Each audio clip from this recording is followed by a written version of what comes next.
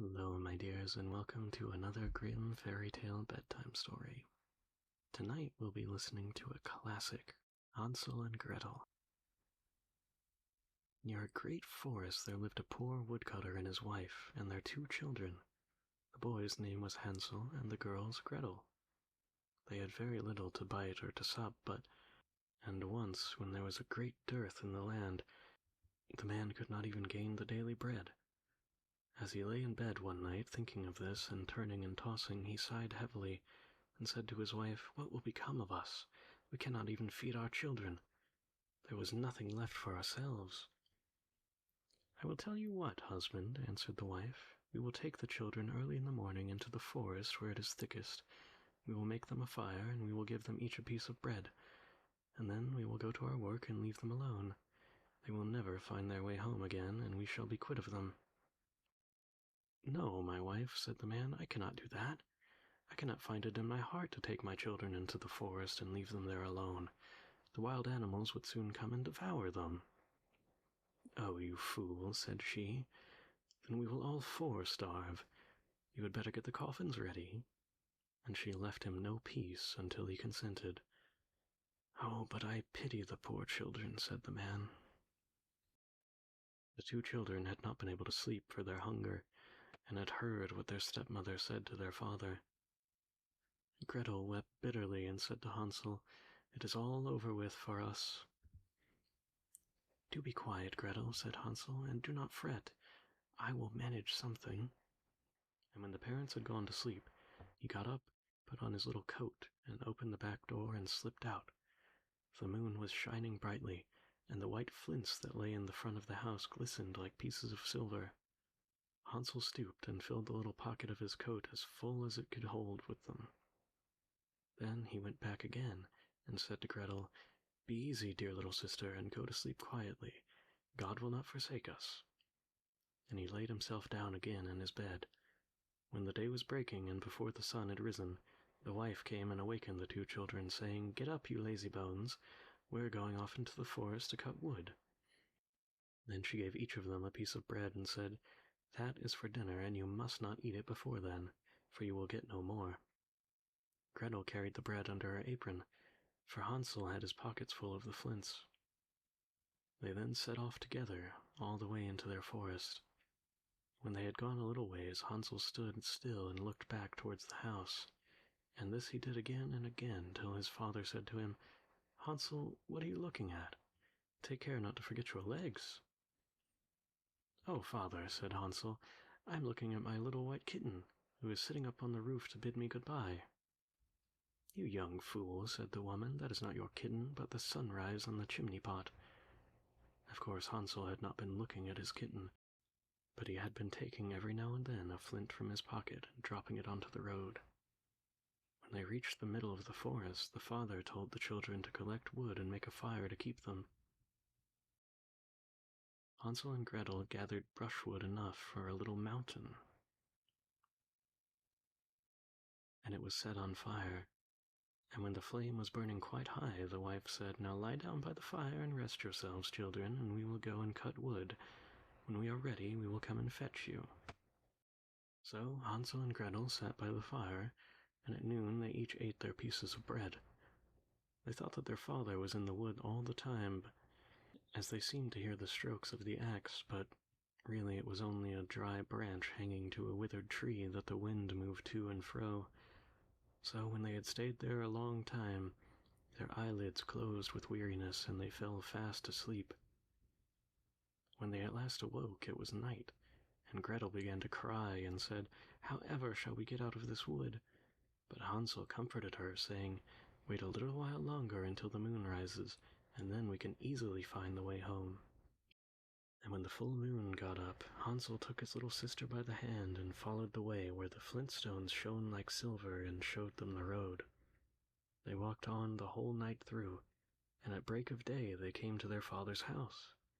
They knocked at the door, and when the wife opened it and saw that it was Hansel and Gretel, she said, "Oh, you naughty children! Why did you sleep so long in the wood? We thought you would never come home again."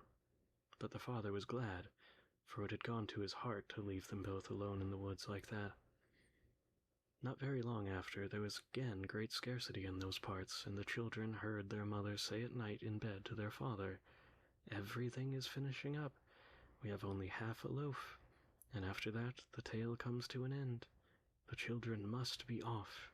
We will take them farther into the wood this time so that they shall not be able to find their way back again. There is no other way to manage." The man felt sad at heart, and he thought, it would be better to share one last morsel with the children. But the wife would listen to nothing that he said, and scolded him and reproached him. He who says A must say B too, and when a man has given in once, he will do it a second time. But the children were not asleep, and had heard all the talk. When the parents had gone to sleep, Hansel got up to go out and get more flintstones like he did before, but the wife had locked the door, and Hansel could not get out. But he comforted his little sister and said, "Don't cry, Gretel, and go to sleep quietly, and God will help us." Early the next morning, the wife came and pulled the children out of bed. She gave them each a little piece of bread, less than before, and on the way out to the wood, Hansel crumbled the bread in his pocket, and often stopped to throw a crumb on the ground. "Hansel, what are you stopping behind and staring for?" said the father. "I am looking at my little pigeon sitting on the roof to say goodbye to me," answered Hansel. "You fool," said the wife. "It is no pigeon, but the morning sun shining on the chimney pots." Hansel went on as before and strewed the breadcrumbs all along the road. The woman led the children far into the wood, where they had never been before in all their lives. And again there was a large fire made, and the mother said, "Sit still there, you children, and when you are tired you can go to sleep. We are going into the forest to cut wood, and in the evening, when we are ready to go home, we will come and fetch you." So when noon came, Gretel shared her bread with Hansel, who had strewn his along the road, and then they went to sleep. And the evening passed, and no one came for the poor children. When they awoke, it was dark, and Hansel comforted his little sister and said, "Wait a little while, Gretel, until the moon gets up, and we shall be able to see the way home by the crumbs of bread I have scattered along it." So when the moon rose, they got up, but they could find no crumbs of bread, for the birds of the woods and all of the fields had come and picked them up. Hansel thought they might find their way all the same, but they could not. They went on all that night, and the next day, and from the morning until evening, but they could not find their way out of the wood. And they were very, very hungry, for they had nothing to eat but the few berries they could pick up. And when they were so tired they could no longer drag themselves along, they lay down under a tree and fell asleep. It was now the third morning since they had left their father's house. They were always trying to get back to it, but instead of that they only found themselves farther into the wood. And if help would not soon come, they would have starved. About noon they saw a pretty snow-white bird sitting on a bough and singing so sweetly that they stopped to listen. And when they had finished, the bird spread its wings and flew before them, and they followed after him until they came to a little house, and the bird perched upon the roof. And when they came nearer, they saw that the house was built of bread, and roofed with cakes, and the windows were transparent sugar. "We will have some of this," said Hansel, "and make a fine meal. I will eat a piece of the roof, Gretel, and you can have some of the window that will taste so sweet." So Hansel reached up and broke off a bit of the roof just to see how it tasted, and Gretel stood by the window and gnawed at it.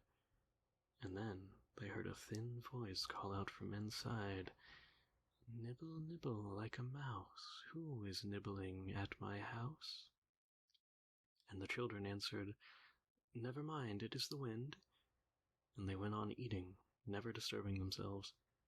Hansel, who found that the roof tasted very nice, took down a great piece of it, and Gretel pulled out a large round window pane, and sat down and began upon it. Then the door opened, and an aged woman came out leaning upon a crutch. Hansel and Gretel felt very frightened, and let fall what they had in their hands. The old woman, however, nodded her head and said, "Oh, my dear children, how come you here? You must come indoors and stay with me. You will be no trouble at all." So she took them each by the hand and led them into her little house, and there they found a good meal laid out of milk and pancakes with sugars, apples, nuts.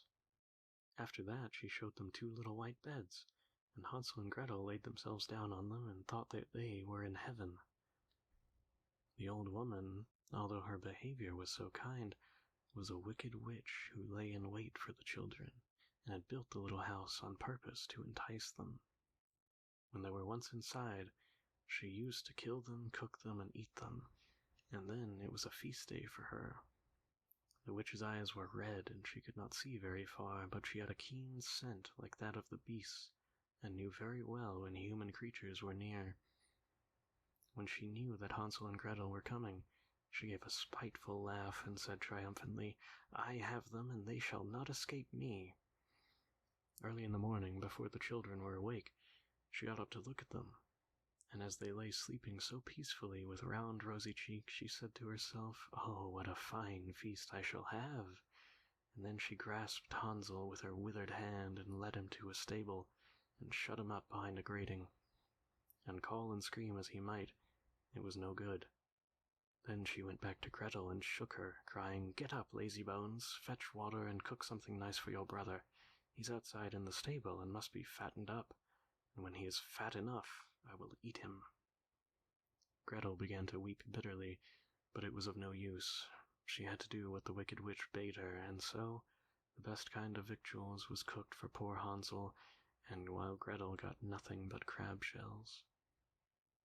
Each morning the old woman visited the little stable and cried, "Hansel, stretch out your finger that I may tell if you will soon be fat enough."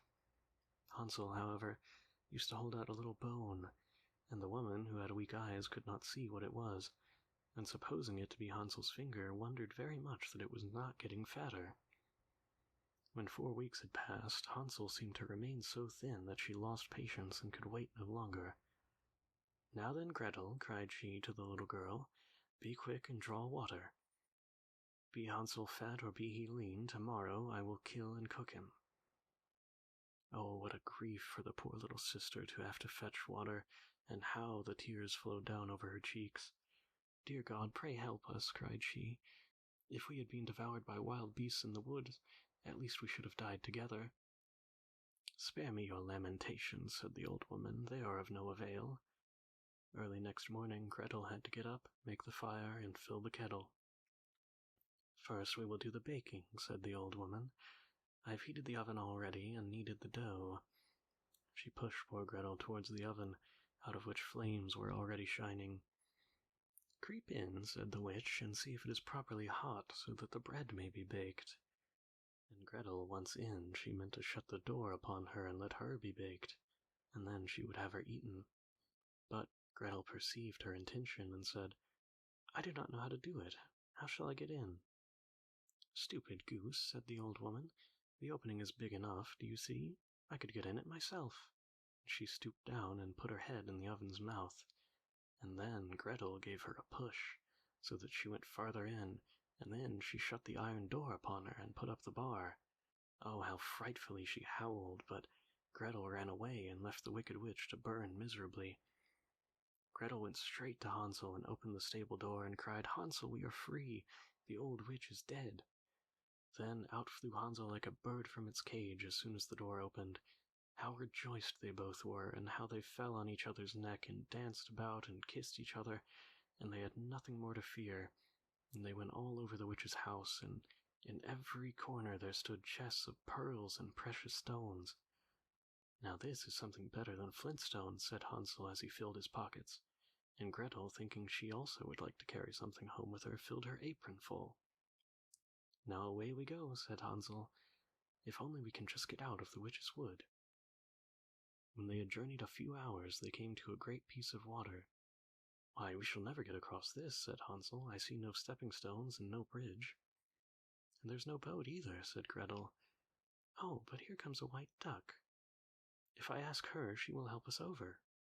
And so she cried out, "Duck, duck, here we stand, Hansel and Gretel on the land. Stepping stones and bridge we lack, please carry us over on your nice white back." And the duck came accordingly, and Hansel got upon her and told his sister to come too. "No," answered Gretel, "that would be too hard upon the duck. We can go separately, one after the other." And that was how it was managed. And after that they went on happily until they came to the wood, and the way grew more and more familiar till at last they saw in the distance their father's house. Then they ran till they came to it, rushed in at the door, and fell on their father's neck.